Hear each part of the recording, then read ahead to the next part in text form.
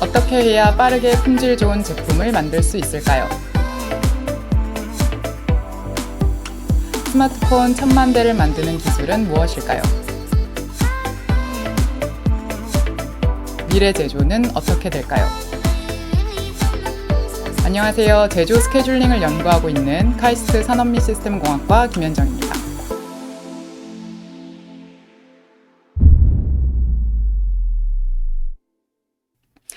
네, 저는 오늘 제조와 스케줄링에 대해서 강의를 하게 되었는데요. 아마 여러분들이 제조라고 하면은 조금은 낯설 것 같은데 재미있게 들어주셨으면 좋겠습니다. 제조라는 게 뭘까요? 여러분들 지금 이 동영상을 보는 시점에 아마 눈앞에 보면은 컴퓨터가 있을 거고, 그리고 핸드폰이 있을 거고, 또 여러분들이 입고 있는 옷, 그리고 책상, 책장, 의자 이런 것들이 있겠죠. 사실은 눈에 보이는 이 모든 것들이 제조 과정을 거쳐서 만들게 됩니다. 그래서 여기 위대의 그림을 보시면은 이제 여러 가지 우리가 원료를 가지고 있고요. 이 원료들이 여러 설비들을 거쳐가면서 점점점 완제품의 형태를 띠게 되는 건데요. 이런 제조 과정에서의 목표는 품질 좋은 제품을 빠르게 생산하자입니다. 그리고 그 과정에서 우리가 예전에 해오던 것에서 벗어나서 조금 더 효율적으로 개선을 하고, 그리고 AI, 그리고 로봇 등을 활용을 해서 최근에는 사람의 개입을 최소화하는 미래 생산 환경을 만들자라고 하는 스마트 제조나 자율 제조와 관련해서 많은 연구들이 이루어지고 있습니다. 아래의 그림들은 여러분들이 쉽게 볼 수 있는 여러 가지 물건들이고요. 이 물건들이 사실은 모두 제조 과정이라는 걸 거쳐서 만들어진다는 거죠. 그리고 우리나라는 제조업이 거의 전체의 GDP의 30% 가까이 차지하고 있고요. 그래서 사실 제조업의 생산성을 높인다는 것이 우리나라의 경쟁력을 높이는 것과도 연결이 되어 있습니다. 그래서 여러분들께 스마트 제조 또는 자율 제조와 관련해서 좀 동영상을 보여드리고 싶은데요. 전체 동영상 같은 경우에는 이 슬라이드 아래에 있는 주소에 들어가면은 볼 수가 있습니다. 여기서 먼저 보시면은 스마트 팩토리에 대해서 좀 설명을 하면서 뒤에 여러분들 대시보드가 보일 거예요. 숫자가 있고 그래프가 있는데요. 사실 이걸 우리가 디지털 트윈이라고 얘기를 합니다. 뒤에 조금 더 말씀을 드리긴 할 건데, 디지털 트윈이라는 건 우리가 말 그대로 실제 공장이 있으면은 그 공장을 가상의 세계에 똑같은 모델을 만들어 두는 겁니다. 그러면 이 모델을 가지고 뭘 할 수 있냐면 실제 공장에 가보지 않고도 가상의 세계에 있는 모델을 가지고 우리의 공장을 눈으로 볼 수 있다는 거죠. 실시간 데이터를 쭉 끌고 와서 현재 우리 이제 실물의 공장과 동일하게 운영을 하고 있는 겁니다.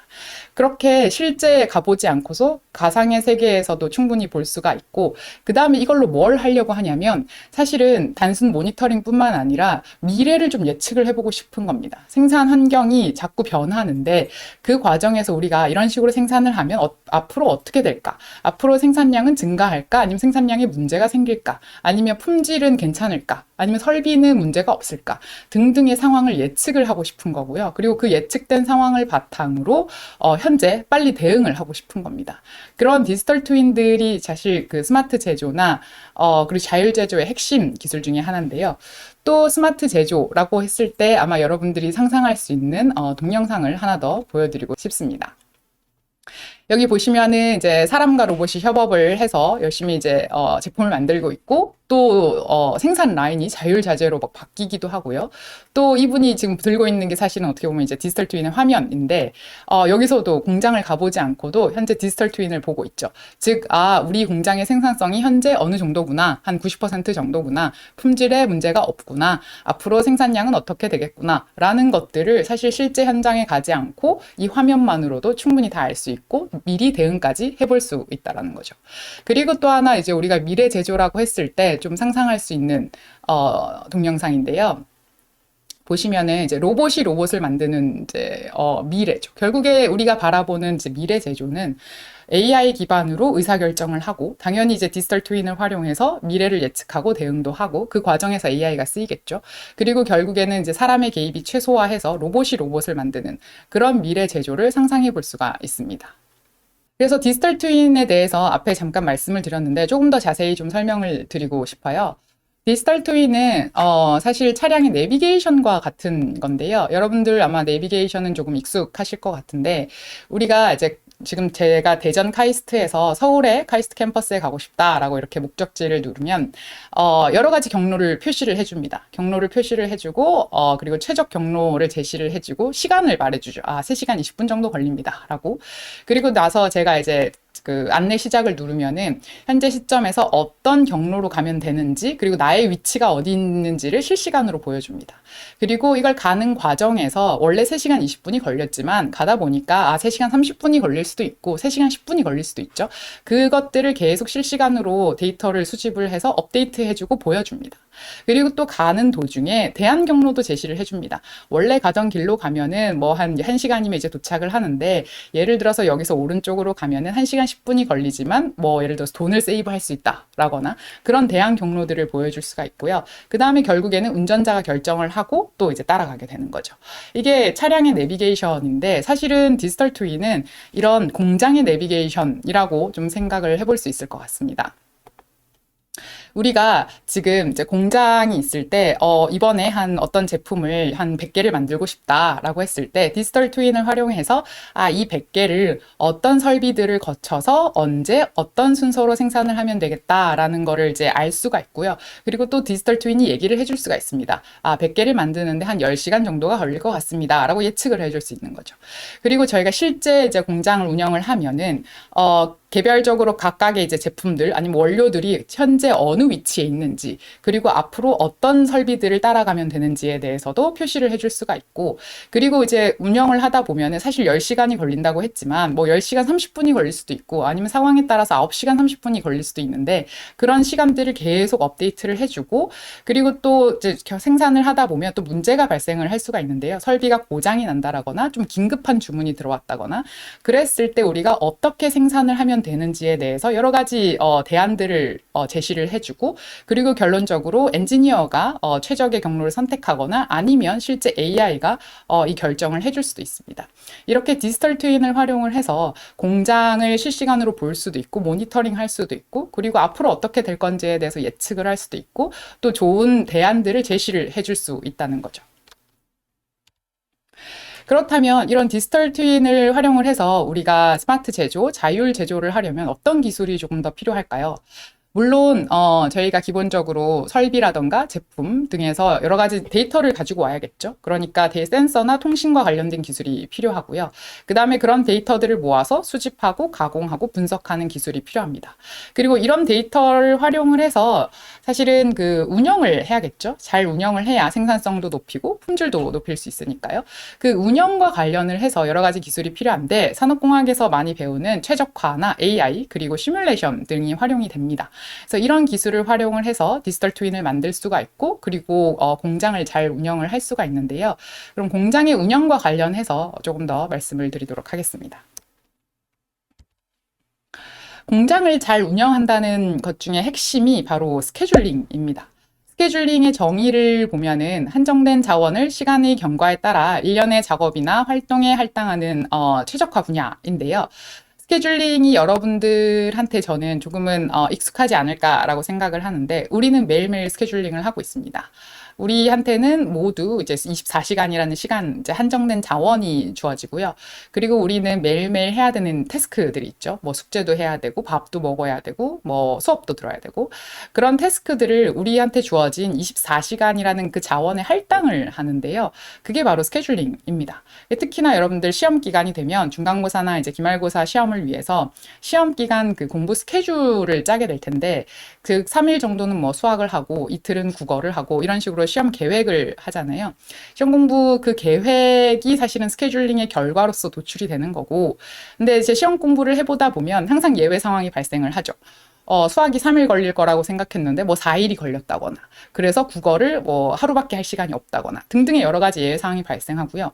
예외 상황이 발생하면 거기에 맞게 우리가 다시 계획을 짭니다. 그걸 이제 우리가 리스케줄링이라고 하죠. 사실 공장에서도 똑같이 제한된 여러 가지 설비들이 있고 또 작업자분들이 계시는데 우리가 이제 이런 한정된 자원을 활용을 해서 우리가 만들어야 될 그런 물품들, 작업물들의 할당을 이제 해야 합니다. 할당을 해가는 과정에서 최적의 스케줄도 도출하고 또 하다 보면은 이제 설비가 고장이 난다거나 하는 등의 예외 상황 등이 있어서 그런 것들을 위해서 리스케줄링을 하기도 합니다. 그래서 이런 스케줄링은 사실 모든 제조 회사가 가지고 있는 문제고요. 사실 제조뿐만 아니라 여러분들 공항을 좀 생각을 해보면 활주로 같은 경우도 뭐 한정된 자원이고 이런 활주로를 활용하고자 하는 이제 이착륙 비행기들, 비행편들 이런 것들도 저희가 그 할당을 해줘야 되는 것들이고요. 그 다음에 컴퓨터의 CPU나 GPU도 마찬가지로 한정된 자원이기 때문에 이 자원들을 필요로 하는 여러 가지 실행 요청들을 이제 할당하는 그런 스케줄링도 필요하고요. 또 병원의 이제 의사나 간호사라는 이제 한정된 자원들을 이제 필요로 하는 이제 환자들에게 할당하는 그런 것들도 사실은 다 스케줄링 문제입니다. 그래서 조금 더 이제 스케줄링에 대해서 말씀을 드리면요. 예를 들어서 제가 수업이 이제 끝나고 나면은 여러 학생들이 이제 옵니다. 수업이 이제 딱 끝났으니 이제 예를 들어서 ABC 학생이 왔다라고 할게요. A라는 학생은 출석 이제 조금 늦게 왔기 때문에 출석 확인을 좀 하고 싶은 거고요. 그러면 한 30초 정도가 이제 소요가 됩니다. B 학생은 중간고사 범위에 대한 질문이고 한 1분 정도가 소요될 것 같고요. C 학생은 숙제에 관한 질문이어서 10분 정도가 이제 걸릴 것 같아요. 이랬을 때 A, B, C 학생이 동시에 왔어요. 그러면 이제 제가 어떤 학생부터 이제 응대를 하는 게 좋을까요? 인데 사실은 이 세 학생이 끝나는 시간은 동일합니다. 어떤 순서로 하든 A 학생, B 학생, C 학생을 보든 C 학생, B 학생, A 학생을 보든 항상 끝나는 시간은 11분 30초로 동일합니다. 근데 만약에 제가 C 학생부터 보고 얘기를 하기 시작하면 A 학생과 B 학생은 C 학생이 얘기하는 그 10분 동안 기다려야 합니다. 그렇죠? 근데 만약에 제가 A라는 학생부터 먼저 보게 되면 B 학생과 C 학생이 기다리는 시간이 훨씬 줄어듭니다. 그렇죠? 그래서 이 경우에는 사실 ABC의 순서로 보는 게 전체적으로 학생들이 기다리는 시간을 줄일 수가 있는데요.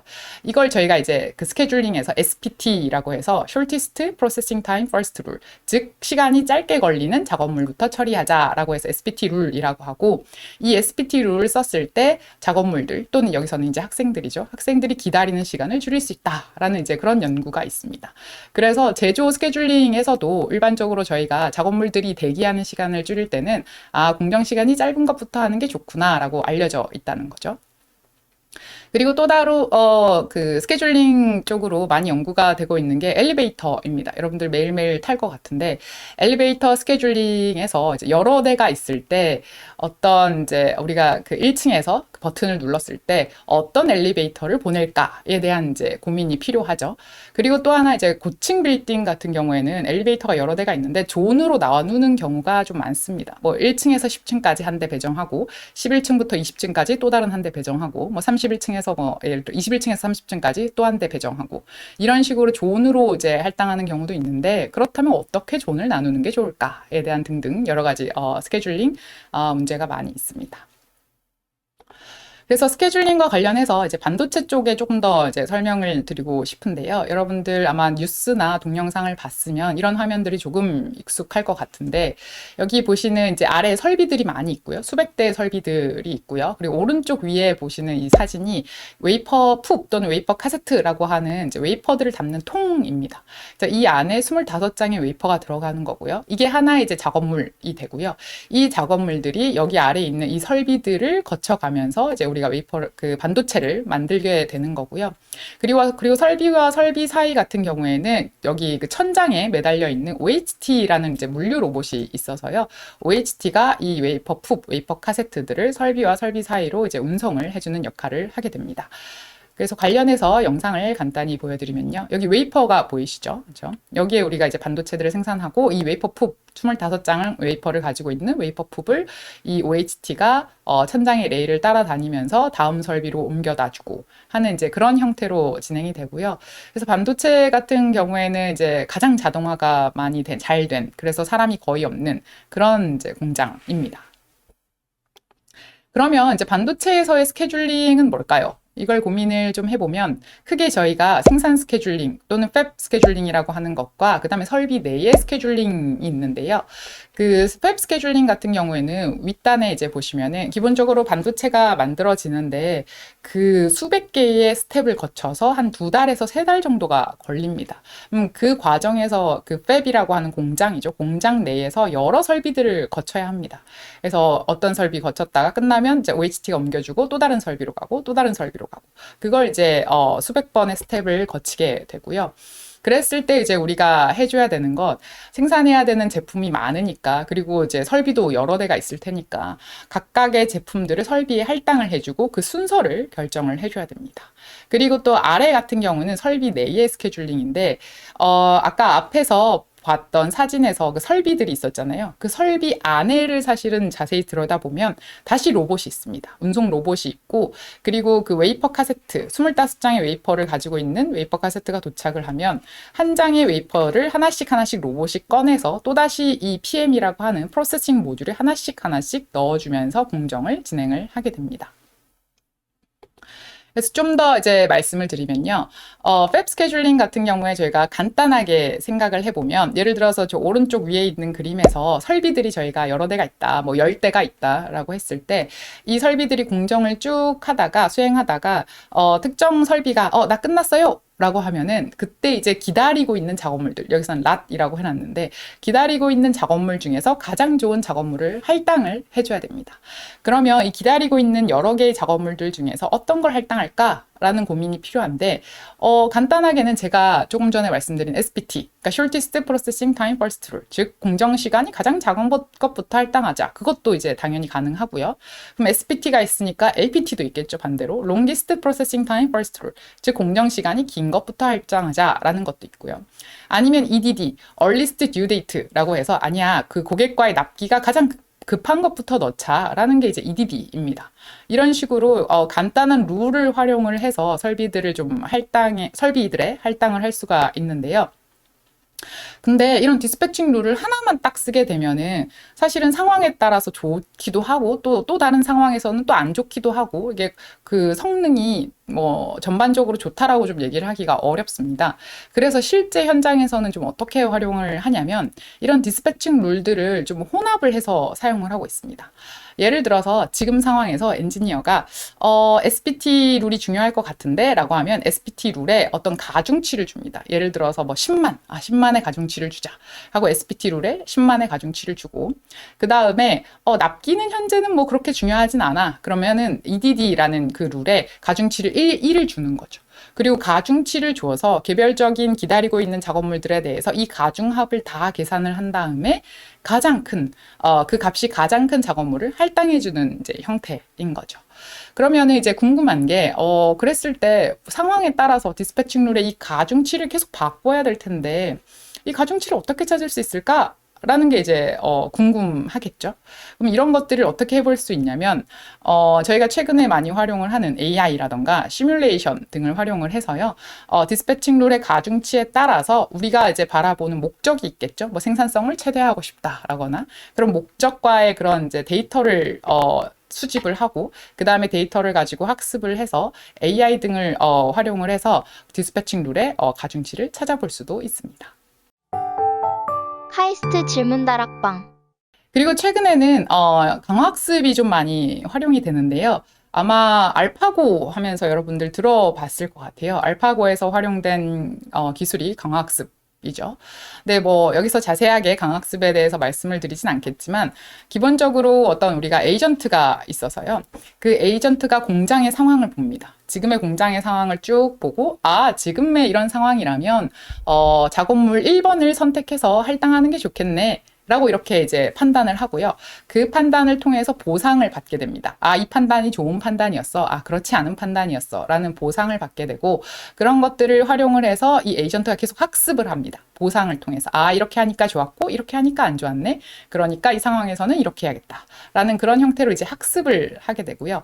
그런 강학습을 활용을 해서도 스케줄링이 가능하고 이럴 때 앞에서 언급한 디지털 트윈 같은 것들이 현재 공장에 대한 데이터를 쭉 이제 수집해서 보여줄 수가 있고요. 그런 이제 공장의 데이터, 현장 상황을 가지고 우리가 최적의 어떤 작업물을 선택하는 등의 그런 액션들을 취해 볼 수가 있습니다. 그리고 아까 보여드렸던 사진인데요. 이 설비 내를 좀 살펴보면은, 이렇게 로봇이 있거든요. 로봇이 있어서 작업물들이 있을 때 작업물들을 하나씩 꺼내서 이제 어떻게 보면 또 다른 설비라고도 할 수 있죠. 프로세싱 모듈에 넣어주고 공정이 끝나면 또 로봇이 꺼내서 그 다음 설비에 넣어주고 또 공정이 끝나면 또 꺼내서 그 다음 설비에 넣어주고 그런 이제, 그렇게 설비가 구성이 되어 있고 이런 설비 같은 경우에는 작업물의 투입 순서라던가 아니면 로봇의 작업 순서 등을 결정하는 그런 스케줄링 문제가 있습니다.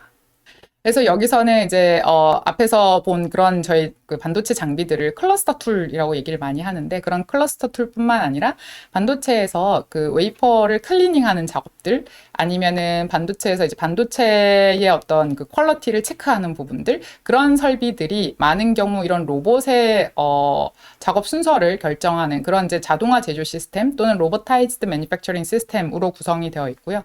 이 경우에는 로봇의 작업 순서가 전체 그 시스템의 생산성을 결정짓는 중요한 문제가 됩니다. 카이스트 질문다락방. 네, 초반에 제조에 대해서 말씀을 드렸고, 그리고 이후에 제조 스케줄링에 대해서 말씀을 드렸는데요. 제조라는 게 결국에는 생산성도 높이고, 품질 좋은 제품들을 만들자라는 게 이제 목적이고, 그러려면은 여러 가지 기술들이 필요하고요. 그런 기술 중에 하나가 뭐 디지털 트윈, 그리고 거기에 활용되는 AI, 그리고 뭐 당연히 시뮬레이션, 옵티미제이션, 이런 것들이 됩니다. 그래서 이런 것들을 활용을 해서 결국에는 생산성을 높이려면, 제조 스케줄링이라는 걸 잘 해야 되고요. 그래서 스케줄링에는 반도체 스케줄링과 관련해서 잠깐 이제 설명을 드렸었고요.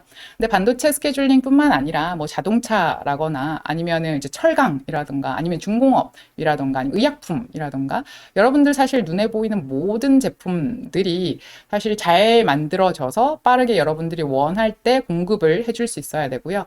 그러려면 결국에는 공장 내에서 자원을 잘 활용을 해서 생산을 하는, 즉 제조 스케줄링이 잘 이루어져야 합니다. 네, 여기까지 하도록 하겠습니다. 감사합니다.